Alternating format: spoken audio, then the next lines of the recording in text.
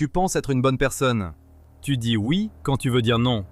Tu t'écrases pour éviter le conflit. Tu espères qu'en étant gentil avec tout le monde sera gentil avec toi.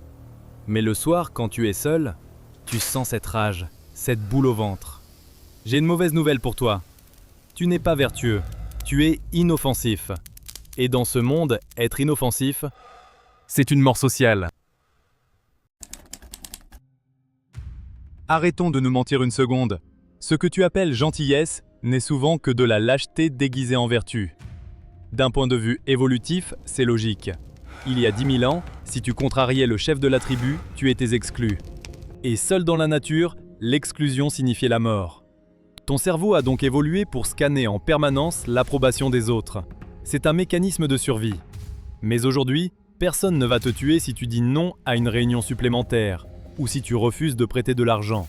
Pourtant, ton cerveau t'envoie le même signal de panique, la peur de la mort sociale.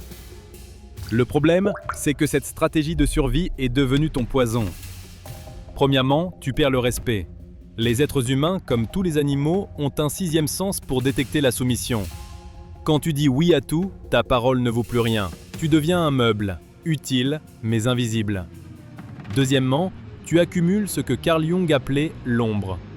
Chaque fois que tu ravales une frustration, elle ne disparaît pas, elle pourrit à l'intérieur. Elle se transforme en cynisme, en amertume et parfois en explosion de colère soudaine contre ceux que tu aimes le plus. Être inoffensif ne fait pas de toi un saint, ça fait de toi une bombe à retardement. Alors, quelle est la solution ? Devenir un tyran égoïste ? Non.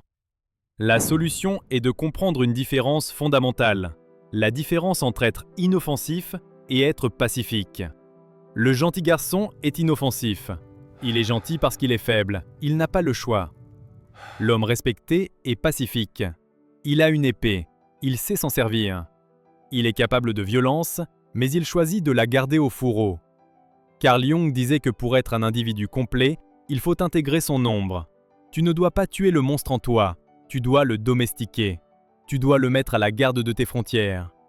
Pour être respecté, les gens doivent sentir que tu pourrais mordre, mais que tu te contrôles. Sans ce potentiel de danger, ta gentillesse n'a aucune valeur. Arrête d'essayer de plaire à tout le monde. C'est une course que tu ne peux pas gagner.